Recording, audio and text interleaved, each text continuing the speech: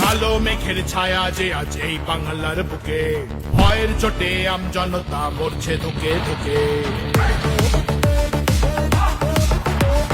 কালো মেঘের ছায়া যে আজ এই বাংলার বুকে, ভয়ের চোটে আমজনতা মরছে ধুকে ধুকে।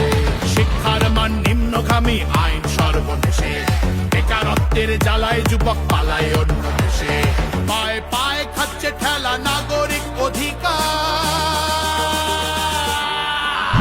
তাই পাল্টানো দরকার, চাই বিজেপি সরকার। পাল্টানো দরকার, চাই বিজেপি সরকার। পাল্টানো দরকার, চাই বিজেপি সরকার।